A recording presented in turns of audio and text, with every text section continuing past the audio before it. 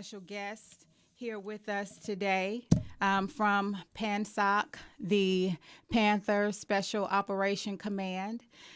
We will be discussing the recent events that transpired this week concerning the historically Black college and university bomb threats that happened across the college campuses. There were approximately 14 historically Black colleges and universities that received bomb threats. Thankfully, they were just threats and no one was harmed physically.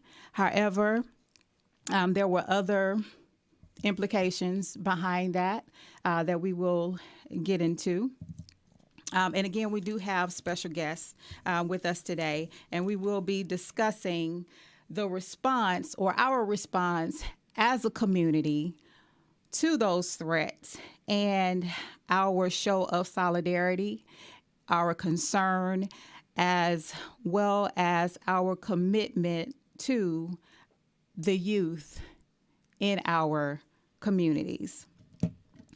This was not the youth the first time that this has happened on our college campuses.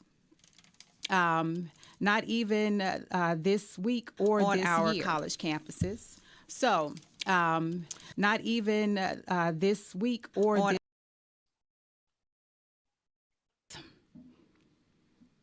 I know it was in January. By the way, approximately 4 weeks ago, it was Howard University, North Carolina A&T, Xavier, University of Arkansas at Pine Bluff, Florida Memorial University, Prairie View, Spelman, which is where my daughter attends, as well as Texas Southern, that received threats. And this happened in January. And so we fast forward to Tuesday, and there were threats at over a dozen. And those included the University of the District of Columbia, Howard, both were in D.C., Morgan State University, Coppin State University, Fort Valley State University, Kentucky State University, Xavier University of Louisiana, Edward Waters University, Alcorn State University, Mississippi Valley State University, Rust College, again, Spelman College, Jackson State University, and Tougaloo College. So from my count, that was 14 on Thursday. We had approximately 6 on Monday, and the ones that I quoted first totaled to about 8 on January 5th. And so those threats came about. They came in the wee hours of the morning. I believe the first one was time-stamped at 3:29 a.m., according to Howard University's records. And these threats were made via phone call, and the N-word was used. Law enforcement was called, As a result, law enforcement brought in bomb sniffing dogs. The FBI was involved throughout this process, and they had already identified suspects or people of interest. And they stated that they did not see this as a viable threat, and they notified the universities that they did not believe that there were going to be or that they would find any actual explosives on the campuses. But in response to this, the universities and the colleges involved, they did issue alerts to the students, and they advised the students to shelter in place, and they advised the faculty, the staff, and the students that had not arrived or did not live on campus to not come to the campus. And again, the ones who were on campus, they advised them to shelter in place until they could finish the search and make sure that it was safe to continue operations as normal. Now, this was the first day going back to class, either from the holidays and then also from being away due to results from the Omicron variant. So some of the college campuses were already doing virtual learning. However, some of them were not. With that being said, there were students who were inside dormitories, and there were faculty and staff that were there. And we are going to discuss the impact that just the threat had and the ongoing implications of the threat that not only the staff and the children, or the young adults, I would say, are dealing with, but what the PANSOC organization, the Bronze Alert, and our response and how the community can get together and rally behind our young adults. And let me go back for a moment. The media coverage in this is one of the prime reasons why I developed the Bronze Alert. When this initially started, the media coverage was not as vigorous as we would have liked. Our young adults were not satisfied that the messaging was not out there, that their lives were threatened, because that is exactly what happened. At any time that you are threatened with a bomb and your life is endangered, be it real or perceived, I think that is national coverage. And I believe that it should have been handled as such. And I do believe that had this happened at any other university or college, just one university or college, a PWI, let alone 14 HBCUs, that one PWI would have received national coverage. And so as a result of that, and those other issues, the Bronze Alert was developed to make sure that our young adults receive fair and equal coverage in the media, regardless of not only just when things are not cast in a positive light, but especially when our lives are in danger, especially when it comes to our children, especially when our children are at risk and they are separated from their parents and they are put in situations to where and thank God that there was not a real physical threat.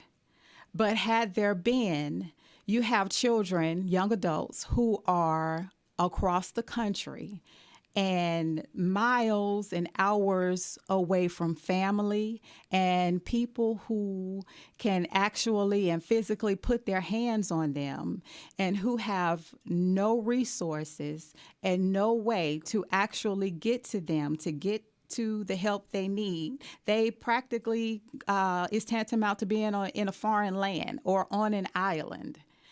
Sure, they can get around town, but in a moment of crisis, you don't think about those things. You are not prepared. And so to not give this coverage, to not have it as visible as if it happened to another part of our population is very alarming. And I'm not going to dwell on that. I will just say that those are the reasons that we are here today.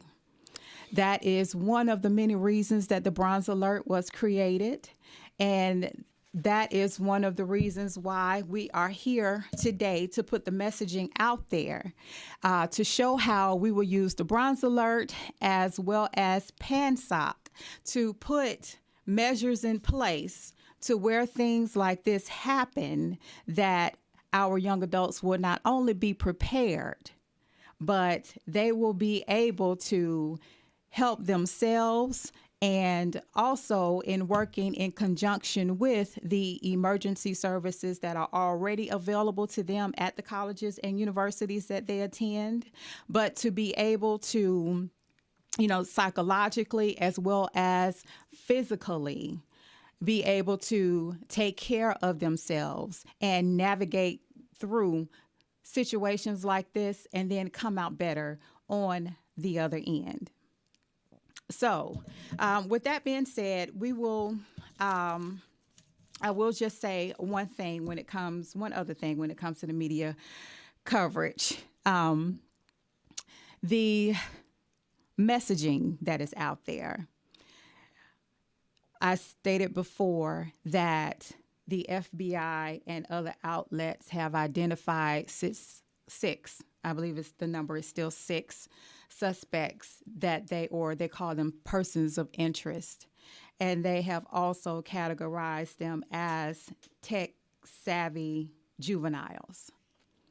And that is concerning to me because I don't find them tech-savvy at all. I personally think that they are cowards. You hide behind a phone. You call in the middle of the night, and whoever is behind this had to use a child to do it. I'm not impressed. I'm not afraid, and neither are our young adults who are at these institutions. All you've done is motivated us to protect our history, ourselves, our families, and our futures, more so now than ever. And that is exactly why the Panther organization is here, and that is why the Bronze Alert is here. Because as we always say, our motto is here. We are born to serve. We are born to rescue, and it takes us to save us. And that is exactly why we're here, and that's exactly what we're going to do. So the first piece, I have already reached out to several of the HBCUs, Tuskegee University being my alma mater, and reaching out to not only the student government associations, but as well as the faculty and staff. And what we are doing, in a nutshell, and I do understand that we only have a limited time to talk about this, but when you look at the screen, you will see the websites for bronzealert.com as well as PANSOC.org. And I encourage you to visit those websites. So at any time, you can visit those websites. Contact us. If you contact one, you've contacted both of them. You can contact for information on how to get involved or how to receive services and how to receive help. and to also get more information on anything that we've discussed today or anything that you have missed. So again, don't be alarmed if you may miss anything. This is an ongoing topic, a fluid topic. So if you need more information, the websites are on the screen. But with that being said, part of what we will be doing is teaching or providing courses on awareness psychology as well as situation awareness. And what that will do will be to teach our youth how to respond in moments of crisis. We will be concentrating on how to teach them or teaching them how to maintain their focus, how to use their mental skills to pull themselves essentially to pull themselves together and how to get themselves to safety and how to navigate through crisis situations. And when they do have to shelter in place, what exactly does that mean and how to prepare for what that means, and understand that there are things that happens during that process as well as coming out on the other end. Because as we all know, anyone who's ever been in any type of crisis situation, it does not end as soon as the alert is over. There are mental challenges behind that. There's a mental recovery piece behind all of that. And we will be collaborating with local agencies to make sure that our young adults get the counseling that they need. Because you have to keep in mind that despite all of or everything that is going on, our young adults still have to go to school and they still have to function throughout all of this and all of the unanswered questions and all of everything that they have. And so, when we think about this crisis and everything that has happened, they are not in a situation to where they are still full adults like we are, and we just have to pick up and go on just out of not only sheer motivation, but out of necessity. They are still young adults. And this was I would say a very jarring experience for them. But again, like I said, they are strong and they are resilient, and we are here for them, and we are going to provide every service that we can to rally behind them and to make sure that the Panther organization and that the Bronze Alert Network is providing everything that we can to make sure that we protect our young adults from every threat, be it real or perceived, foreign or domestic. We are here and we have a plan. So with that being said, I would like to introduce our guest. I would like to introduce my brother who's here, Major Mikael, who is also a part of the PANSOC organization, and he will give you more detail on what we will be doing as far as the Panther Special Operation Command to support our young adults. Also, Commander Venus is here as well. She is also a part of the Panther Special Operation Command. And Brother Cedric is here, also a part of the Panther Special Operation Command. And I will just turn it over to Brother Major Mikael first, and I will just let you have the floor. Thank you, Doctor. I appreciate the opportunity to be able to share this platform with you along with my other comrades here. We take this situation very serious because it is a threat to the people here in America, period. Whether they're black, brown, or whatever color you are, it's a threat to our youth. And whether if it was something that was a joke, or if it was something serious, we have to treat this as though it is a real situation. And again, I want to thank you, Doctor, for allowing us to be here. Thank you. You're welcome. Commander Venus. Sorry, I apologize. I am driving. But thank you for having me, Doctor. And it is a pleasure to be here. I am Venus, State Commander of North Carolina, and anything that I can do or we all can do together to help anything, and I mean anything. As you were talking, I was going to say, if I can also throw you my number, or it is okay for you to give anyone my number that may just even need someone to talk to. Because as you said before, like before, during, and after, it's jarring, and um, they're gonna need to speak with someone. They're gonna need to talk with someone. They're gonna need mental evaluation, some of them, so they are children and we need to treat them as such, so we're here for them. And thank you again. You're welcome. I'm glad you brought that up. I did leave that part out. When you go to bronzealert.com, there is a messaging service on there, and you can message us there. You can also call 1-877-57 BRONZ, or the number is 1-877-572-7669. Or you can, like I said, hit the messaging button and you can chat if you do not want to talk. But there are trained professionals, as well as at my practice website, which is www.betterdayscounselingandlifecoaching.com. And we have actually been doing this all week. We have been allowing the students from across the country to call in, because as I stated before, my daughter is at Spelman. So I have been talking to students at Albany State, at Spelman, at Clark, at Fort Valley.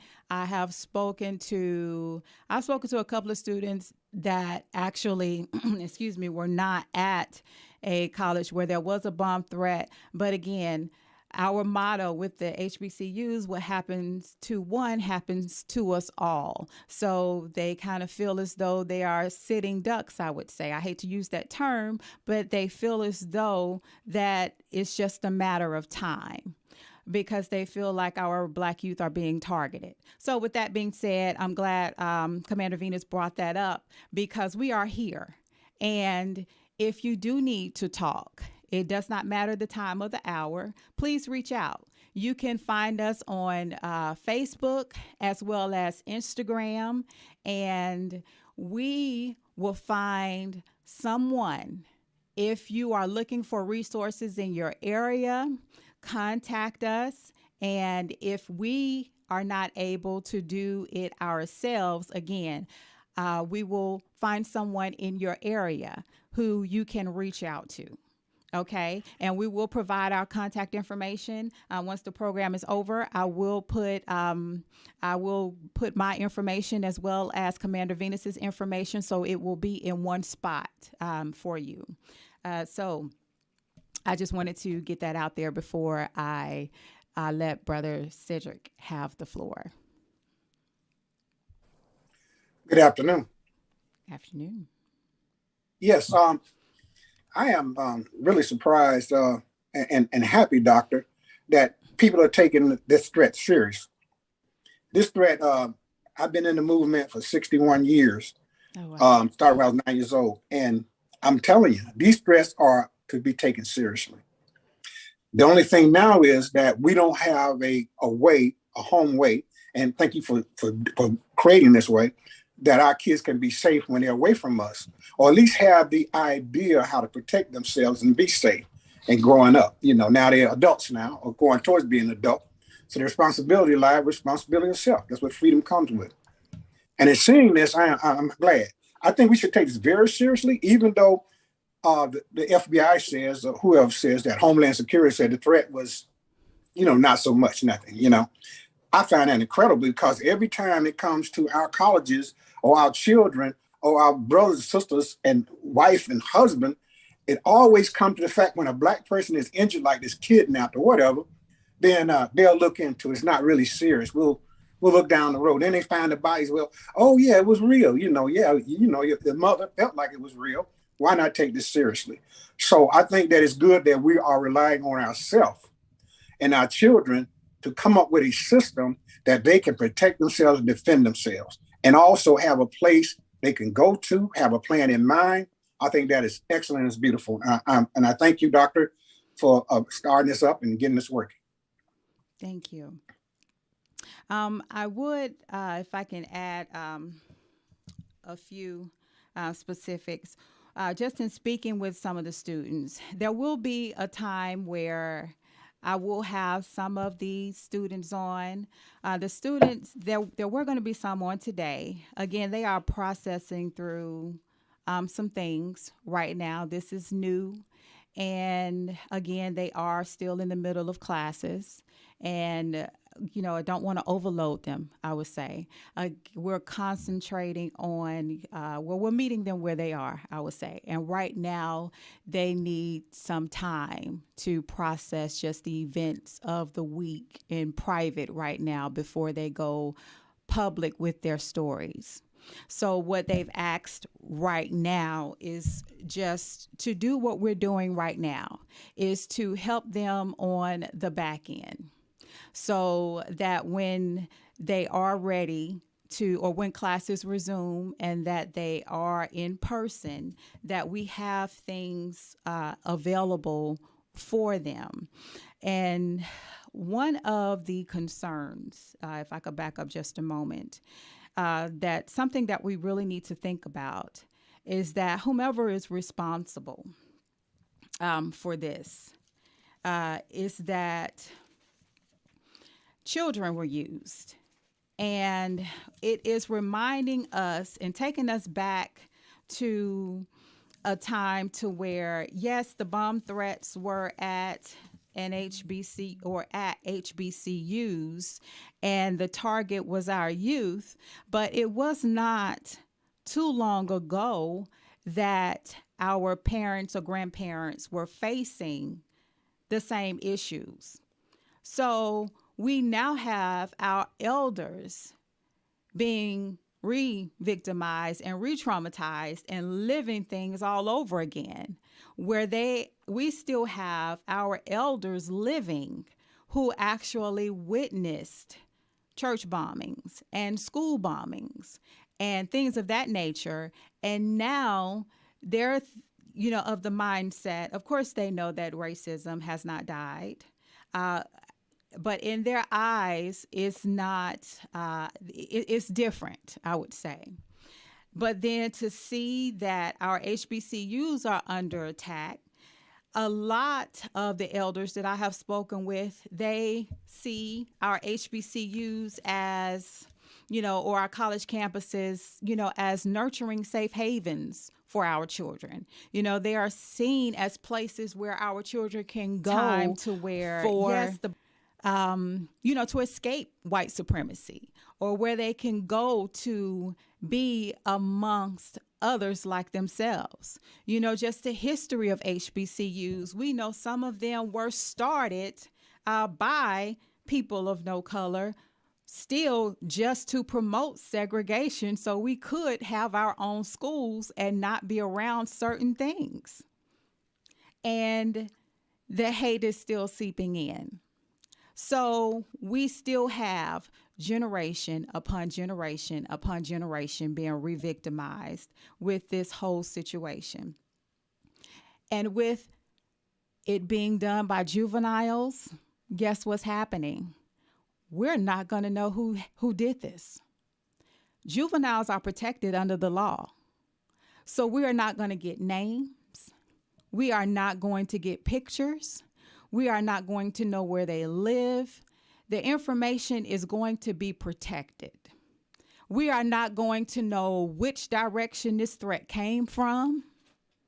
We are not going to have any information at all. So I want that to sink in for a moment. I want you to think about your life being in danger. I want you to just think about being threatened by anything or anyone. and have no idea who it is. But you have to return to that place or to that event or to that circumstance that was threatened. And this wasn't the first time that was threatened. And it's not a far-fetched threat. Because we all know that Wilberforce University was burned. That was the first HBCU. And again, we still have church bombings. We still have school bombings. It wasn't too long ago that we have the 16th Street bombing in Birmingham, Alabama. So we also have a young man who actually went into a church full of Black people and opened fire. Is it difficult to get on a college campus?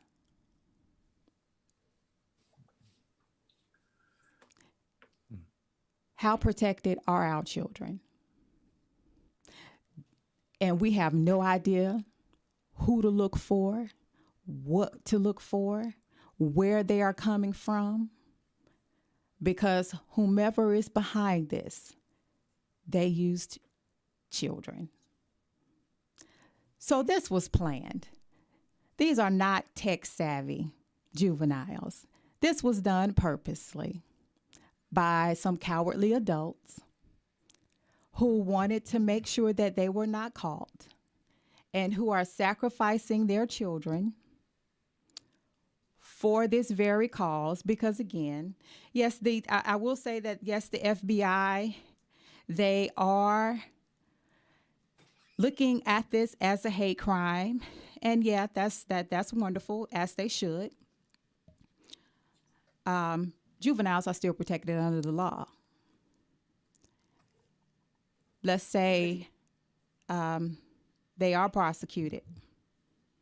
They'll be out when they turn 21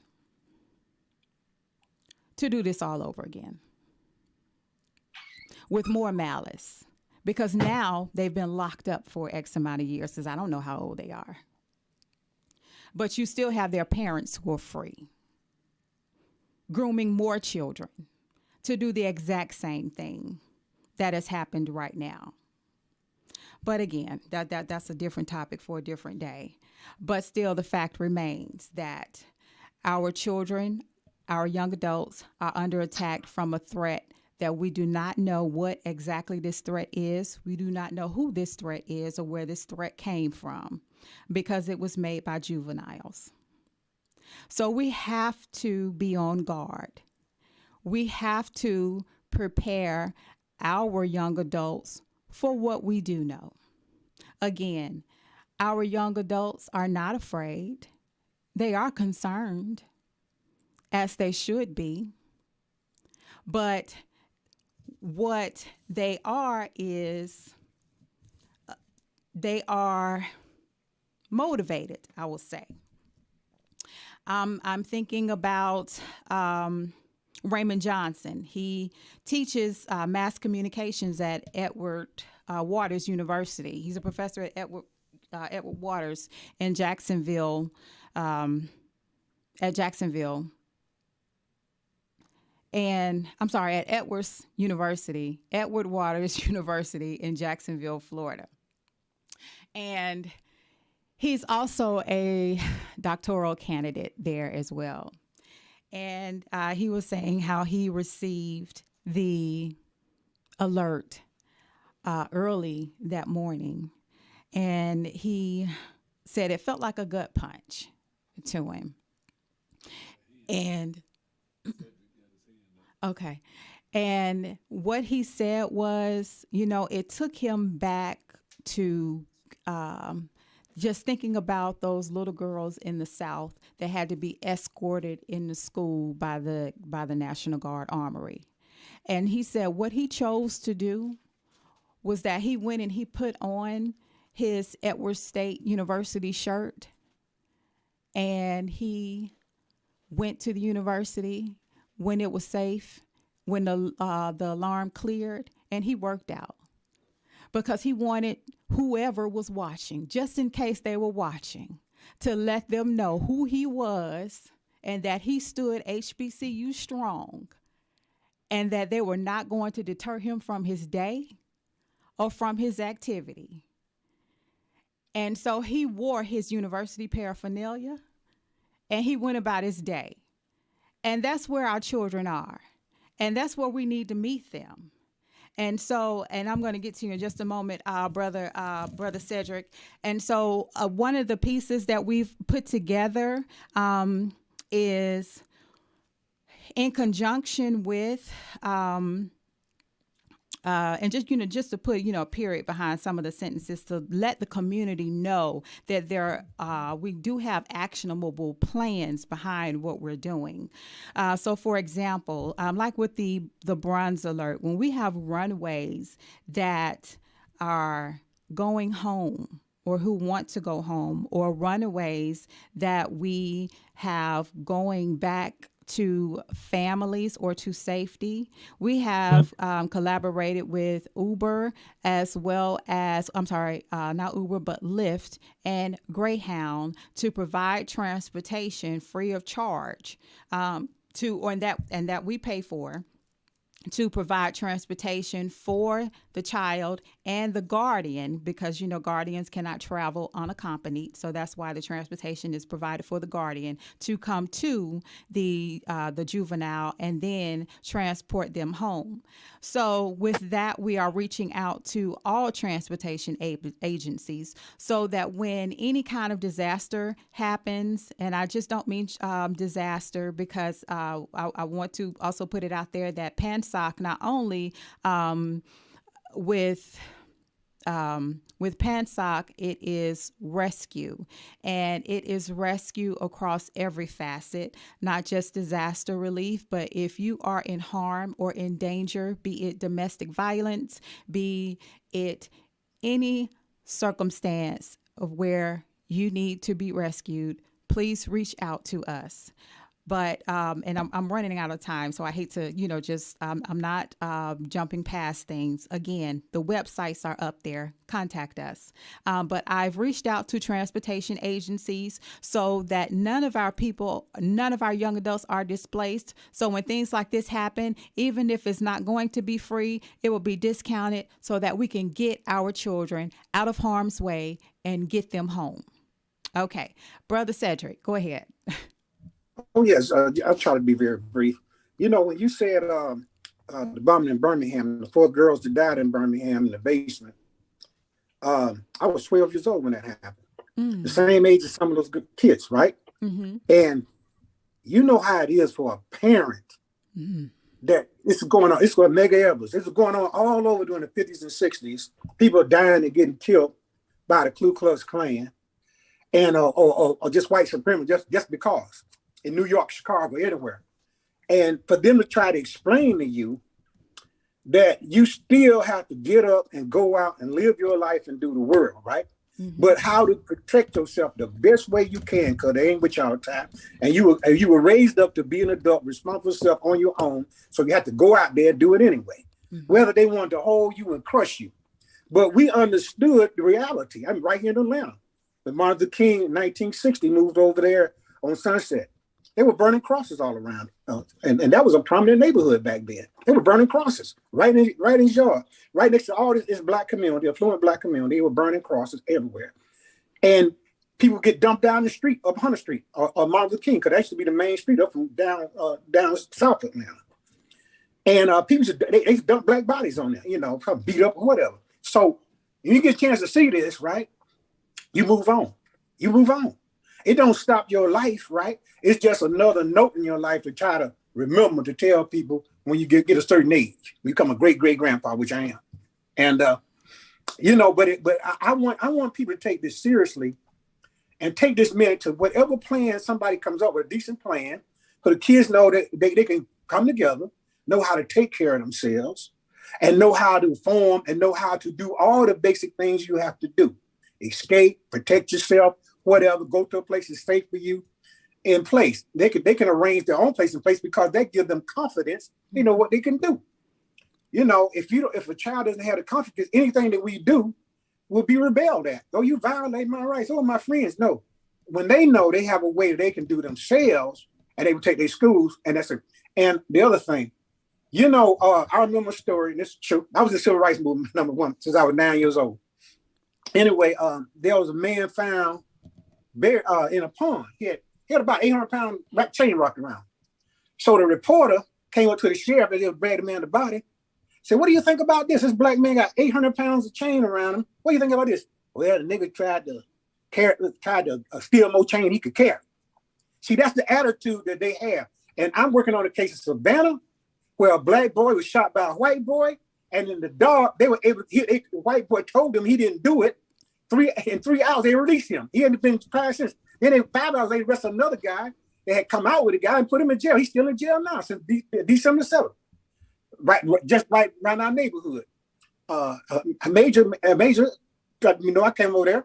A kid was in a car, and a car that got flipped by this state trooper in a pit maneuver. And then, you know, the response from the state trooper department, these things could have been 1,000% avoidable if he had honored the state trooper's lawful command and did what he's supposed to do. He chose to run. You know, hey, you know how many times I heard that when I was a young adult driving to the South? Or we go back and forth to Chicago during the segregation. Talking about Green Book, you can have a little bit more than Green Book to navigate up through the South, up the North, right? And just saying it, hearing this response and this heartless, callous action, that it was so plain and so easily done that you think that nobody gives a care. And you know, and just one last thing. A woman that was the most powerful woman I knew in the SNCC and during the political period. That was Fannie Lou Hamer. Mm-hmm. And she was trying to explain to these people, to the black people and the white people, what's going on with our kids, why they out there riding.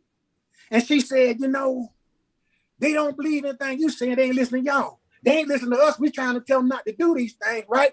So what they gonna do? They are mad and they gonna crash out. Yeah.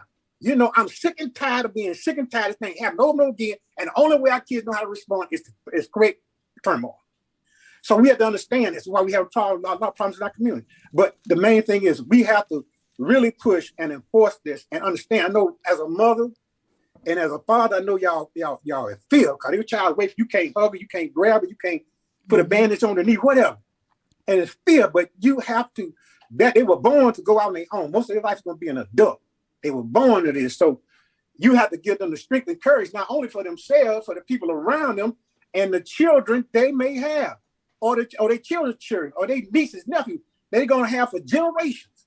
My mother and daddy, my mother especially, made sure that we would fight for ourselves and our rights at any given moment when we seen an injustice done. As Martin Luther King was after that, he was in that Birmingham where kids 12 to 14 years old was in those pictures you see getting water. 12, 14-year-old kids, the dog biting them. That's what they were. Right down the street in Birmingham. And that should show, you know, he wrote a letter in jail. I said, you shouldn't have done that. He said, injustice one, injustice all. I'm summing all up, so I'm getting to those speech, right? And people they talk about, oh, I have a dream. They don't look at the real things that he was saying. That a man that don't have nothing to die for has nothing to live, shouldn't have to live. Martin Luther King said, not Malcolm X, Lee Shabazz, how'd you not them? But Martin Luther King said that in seeing the violence. He's a non-violent man, but the violence was thrown at them. And then now people try to tell us that one back that don't have the context of things. They try to tell us that, oh, we got to have a non-violent protest. Look here. The violence starts when the officers come up there and tell you not to do what you're supposed to do. You know what we did then? What Martin Luther King say? We'll fill up the jails. We'll fill up the jails. We will fill up the jail. We will fill them up and up, the hospital, anything else, until we get what we came here for. That is something that's not imparted today, I believe, that to our children, the people around us, to understand the magnitude of this. The magnitude. One child gets hurt and it's happened. Just one child scratch a finger and get hurt. Do you understand the fear, the real fear that's going to come out? Or one bomb, some little pipe bomb set off? It ain't easy to make a bomb. I don't know why now they just tell them, man, you know, every kid that lives in the farm know how to make a bomb and how to shoot a gun. You know, and making your own pop gun. You know what I mean? And now we're in a situation where that we can't do this, you can't do that. Oh, you can't disrespect, you can't say this, that person. Oh, you can't disrespect this person because they're an LBGQ. You can't disrespect this person because he's white and we ain't racist. No, look here, I'm gonna tell you something. Just like everybody said, Mark and Malcolm X said in Balance of Buddha in 1963, he said that we as a group of people must come together with a religion, race, or whatever, or educational level, because we have the same problem, the color of our skin. That's not a problem for you, it's a problem for everybody else. They don't care what you are, how educated, how wealthy you are, how disposed you are, what you can do, or how important you are to the world. When they see that color, that's the first thing they see, and they will blow you away just as they'll blow anybody else away. You know, you might be able to say a couple of elegant words before you go on Facebook, but you're gonna go. You see, so and once we understand that what the real problem is, that we have to be responsible for ourselves, that freedom is responsibility of self, we're responsible for our neighbors and our community. And in my time, they said God first, the family second, the community third, and the nation, whatever, is way after that. Because you have to take care of yourself. If you don't take care of yourself, you don't help your neighbor, they don't expect when a wolf comes to your door, you get to holler wolf, you ain't so much to know their name. I know who they are, the kids' name. They gonna look at you like you crazy. You didn't come to me, you know what? And let the wolf devour you. That's the kind of attitude, do my thing. It ain't your business what I do. And that's crazy. Oh, I'm independent. How can a person cannot be independent in a country like this, right? Or you're around a group of people. That is sparse. No such thing as independence and stuff like that. Oh, I'm free. I don't get, no. Because you're in another group and another group and another group, and you're still the same thing. You're still black. Or you look black. I got Asian descent. White. Look at you, black. And I got a son that's mixed. Half. But his mother was white. She was a woman that happened to be white. Let me put it like this here. A long time ago. We couldn't even marry because it was against the law in Georgia in the 70s that you could not marry a white person. Nobody could marry a white person out of their race without severe penalties, right? So once we understand and look back at things and see the race ride that happened, somebody mentioned Arkansas, over there where the part of Arkansas where the Black Power Association meet in June about every year. I know it's been last couple of years. There was a race in 1919. These people gathered all over the country from New York to Chicago. And East St. Louis was one of the most prosperous places for blacks in the world. They had the barges, they were doing grain, all that kind of stuff. They came through to Detroit, Chicago, down there to Denver, Colorado, LA, all the black townships from here to there. In one summer, race ride wiped them out. They were pulling people off of buses in Chicago and throwing them in there, beating them and going to people's houses, stealing things. In East St. Louis and Chicago, going to their houses and stealing things. You know what I mean? And this happened all across after World War I. But I ain't gonna go to no history, but I'm telling you, these things, when they get moving, they got a life of its own. And some of your best liberal friends say, well, maybe I ought to, they move away from it when the blood starts flying. So, but understand this, right? You have to be responsible for yourself. At the end of the day, we came here by ourselves, we're gonna leave by ourselves. At the end of the day. So understand this, your main responsibility is responsibility yourself and install this and give them the pride. Because other than what John Lewis Gates say and Roots and all like that, my kids saw that when they were teenagers. They said, oh, we were slaves. I said, look, let me tell you your family history. Your family history. That's that man's family history or what Hollywood up to give some people some kind of motion. Let me tell you what it did. And you can, in Atlanta, you're born and raised in Atlanta, East St. Louis, Chicago. Well, a black man found in Chicago. A lot of people don't know that. New York, Seneca Village, and they're anywhere you go in this country. And before then, 70,000 years ago, Africans left 200,000 years. They left Africa and they sailed all over the world and they came to North America 70,000 years ago. We were way here before, and the Africans were trading. This Africans were trading. The continent of Africa was trading with the blacks here in this country. That's who Columbus saw. Everybody's talking when they came and explored. Read their letters. And they're going to tell you that, the Native Americans they have now, some of them didn't come over until after the ice melted off the land bridge. That's the truth. And I have black people on me. And then you say like 1619, it's when they brought slaves here. Man, I go right down here. Go to St. Augustine, Florida. 14 to 1500. That's when slaves started in America. That's Florida's America, ain't it? It started here in America in the 1400s, 100 years before they claim it did. And the slave they saw in 1619 was going on the way to a Spanish colony. They were taken over by 2 British pirate ships and right up there to up the coast to that British subdivision. So I don't understand why we eliminate our history. We don't want to hear our history. We don't see the pride of our history. I do history tours in Atlanta. I say, in spite of everything that y'all seen it happen, we did these things anyway. We wanted us to be better, live better, or give better than you could get if you're allowed to go in the white community. You don't have that now. Everybody got excuses. They fear and they hard. They know they fear they're going to jail. Oh, I can't. Oh, my career. Hey, you wouldn't have a career if the same people had felt that way before you and after you. My parents felt that way. Their parents felt that way. I am a Georgia native. I go back to 1838. My great-great-great-grandfather, my great-great-grandmother born in 1840 in Queens County, Georgia. That's how to make it. My granddaddy was born in 1858, just outside, Madison, Georgia, Oconee. Right there, same place Martin Luther King grandfather on his mother's side, A.D. Wing was born, right, in 1858. I'm going to tell you, we are all connected. If you really look at what we did and what was denied us, then you would have another feeling like Booker T. Washington was kind of slavery, like Marcus Garvey, all people. And Alonzo Herndon, one of the richest black men in Atlanta, born in slavery, down in Social Circuit, Georgia. They will tell you this. Like the first black combat pilot, and please don't, I'm talking about World War I, not World War II. His name was Jacques Ballard. He was born down in Savannah, Georgia, well decorated in France, right, for being on the combat line with the French Foreign Legion, and also flying a plane before they brought Americans came with the escadrille. When Americans came, they couldn't stand that. They had to kick them out. But what I'm saying to you is what we have done in this century, in this country, is more powerful, just as powerful as done over Africa 5,000 years ago. I mean, in my lifetime, you went down Auburn Avenue, people come out down here, they were swelling pride. They say, black people, they own a building, they own a business, they own all this. They own this whole neighborhood. They own this land. They look at the college they built. Morris Brown was the only college named after black men, was built by black men and black money from church that they tore down so they could put that damn Mercedes-Benz Stadium there. And I'm incensed because we don't respect ourselves. Now, they don't do it for Margaret Mitchell's house. Who the hell is Margaret Mitchell? They don't respect, they respect everybody that talks. They don't respect nobody that actually did the work and bled for it. And you go hundreds, it's like hundreds of unknown people. I knew Fred Sharp. I knew Martin Luther King. I worked at SLC before he died. I was 16, 17 years old, and I watched the funeral procession.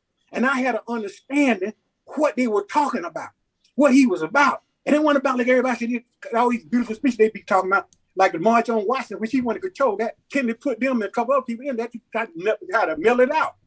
But they people wanted money, they wanted jobs. But when he died, he was fighting for economics for black people, jobs and money for black people. So that is a reality. Like, we don't have that reality. We want to hear rap singers sing about some girl or some guy, what they gonna do for him, what they gonna do to him at the end of the night. We don't have nobody saying, look, stand up, go, walk, build, make your people proud, build for that. We don't have that kind of conversation no more, but we need it because Brother Charles, we do.